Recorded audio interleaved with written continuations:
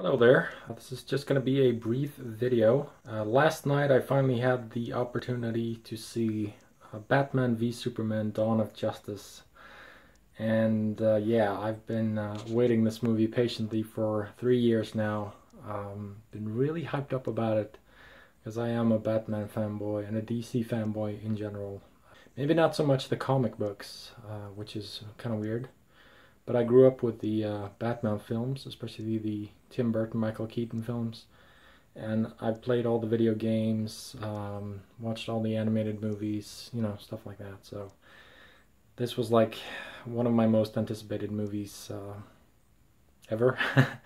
So seeing it was a thrill last night. But it isn't perfect.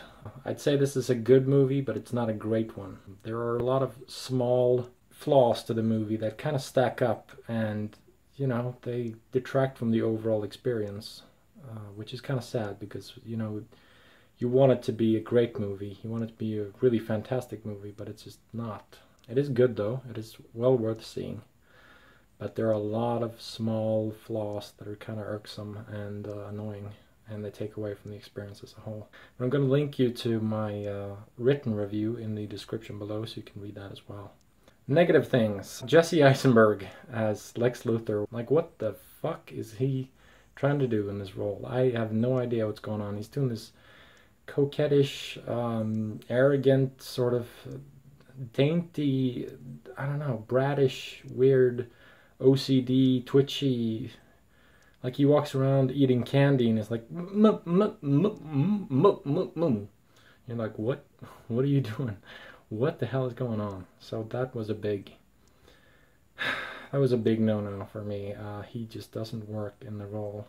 A lot of people have pointed out that the editing in the movie is and the storytelling is kind of sloppy. It's a 2-hour, 21-minute movie, 2 hours and 31 minutes with credits. And it has, like, I think I counted 4 or 5 dream sequences and 2 or 3 flashbacks.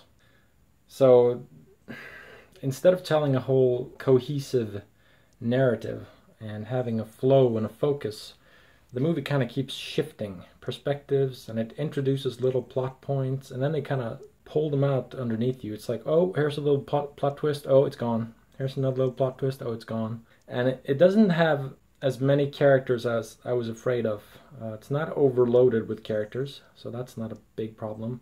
But it does have little side stories, little side plot points, A and B and C and D plot points all the time that keep sort of detracting from the main plot, which is Batman versus Superman. We want to see these guys fight, we want to see the creation of the Justice League, and there are just these little things that just stack up for a long, long time. It's very plot heavy in the beginning. I mean, like, the first 90 minutes or so are almost all talking and plot. There's a couple of really cool action sequences with the Batman in particular that I think you're really going to love, but it's just, there's no focus, and it's like the movie's trying to satisfy everyone at the same time, and it just doesn't work. Zack Snyder is a great visual director. The movie looks fantastic. I mean, absolutely breathtaking.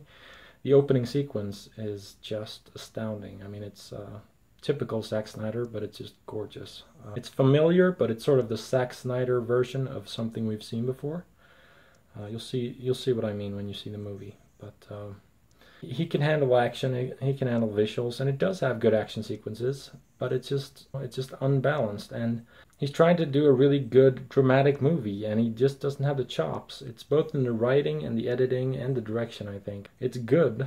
It's a good movie, and it's never boring. It's not the problem with the movie. It's just not as engaging as it should be. So you're not sitting on the edge of your seat. You're just kind of like, okay, all right, this is happening. Okay, then that's happening. Then okay, that's happening. And then there's a moment that's really cool, and you're like, whoa, wow, this is awesome. And then it's like, well, we're going back to something. It just kind of shoehorns in a bunch of plot points, and that's unfortunate because I wish the movie were even better. But there are still a lot of positives about this movie. Don't get me wrong. Overall, I had a positive experience, and I enjoy the movie. Ben Affleck is a fantastic Batman, but he's a very different Batman from all the other ones we've ever seen. He's much darker, and he's, well, his brand of justice is pretty relentless. I'll just put it that way. It's going to be very interesting to see the reactions to this one, because it's like he doesn't give a bat's ass anymore. I really loved Gal Gadot as Wonder Woman and Diana Prince. She's underutilized in the movie. I wish we had more of her, but she's really good. She was exactly what I had anticipated. It's precisely the way I'd pictured her in my head, and she gave me the biggest goosebumps of the entire movie. Let's put it that way. Other positives, like I said, a beautiful, extremely well photographed movie. Sometimes it's sort of quiet and hush hush, and sometimes it's completely silent, like when it should be really bombastic and loud. So I think marketing this as Batman versus Superman is kind of weird, because it's not that movie. It's kind of like the Phantom Menace. If you're marketing the Phantom Menace as, you know, fights between Obi-Wan Kenobi, Qui-Gon, and Darth Maul, you're sort of going to be disappointed, you know what I mean? I mean, it's there, and it is satisfying when it does happen. But there's just a lot of plot building, a lot of introducing of elements and stuff like that. I'm not going to spoil anything too much, but I really liked how they introduced the Justice League theme. Let's put it that way. Other characters in this vast universe. It was handled very well. Also sort of gave me goosebumps. I love that part of the movie. It doesn't detract from the overall narrative, which I'm happy to say, because a lot of superhero movies these days, like Age of Ultron and stuff like that, they just mash in characters. Too many characters on screen at the same time. Too many plot points. Too many strands.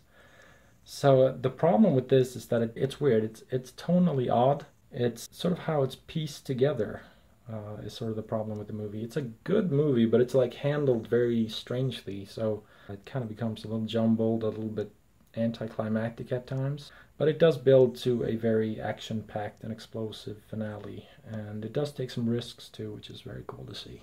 It's getting very mixed reviews. I think it's like 33 on Rotten Tomatoes, but a lot of fans on IMDb love the movie. So, you know. In my opinion, you should go see the movie and make up your own mind. It's worth seeing on the big screen at least once, and see what you think about it. It's not like Man of Steel.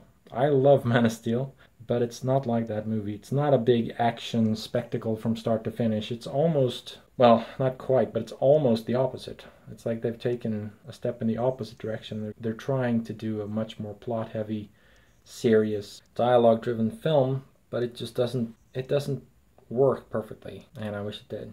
So I'd give this a 3.5 out of 5, equivalent to a 7 out of 10. So it's not by no means a horrible movie. It's not even a bad movie. It's a good one. It's just not great. It's just not as great as I had hoped, and it kind of doesn't really deliver on the Batman v Superman thing the way I'd hoped. It's a lot more Dawn of Justice than it is Batman v Superman, so maybe the movie should have just been called Dawn of Justice. Just Dawn of Justice, nothing else.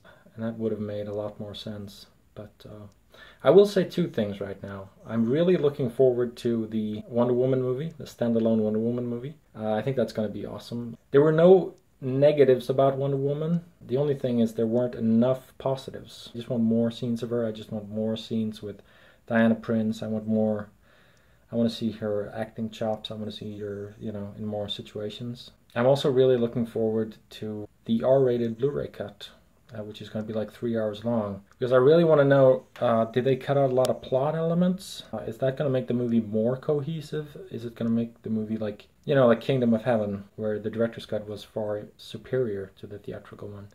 Or is it just going to be a jam-packed bore with way too much crap going on? It could go either way, so it's going to be really fascinating to see. Anyway, that's my brief review on Batman v Superman Dawn of Justice. Well worth seeing. Overall, a very entertaining film. Great depiction of Batman. I think Ben Affleck nails both Batman and Bruce Wayne, which is really rare. It's almost like a horror movie Batman. It gets intense, really like scary and frightening at times. It's cool. The movie overall just could have been better. It could have been fine-tuned and honed, and the script could have been better, and the editing could have been a little tighter, I think. But yeah, just a lot of small things that sort of deter from the overall experience. So 3.5 out of 5 for now, 7 out of 10. That's my opinion right now. I'm going to go see it again on Sunday, and then I'm going to do a spoiler-filled review, which I'm going to link to when I've uploaded that. I'm just going to watch this movie a couple of times, let it sink in, see if my opinion changes or not. And yeah, we'll always have, you know, the R-rated Blu-ray cut, which is also going to be really fascinating to see. So, good movie. I'm afraid it's not a great one. I have to be honest. Have you gone to see Batman v Superman yet? If so, what did you think about it? Leave a comment below, but please, no spoilers. Otherwise, I will remove your comment immediately. Have a great weekend and a great Easter. Take care of yourselves and enjoy the movie. Bye.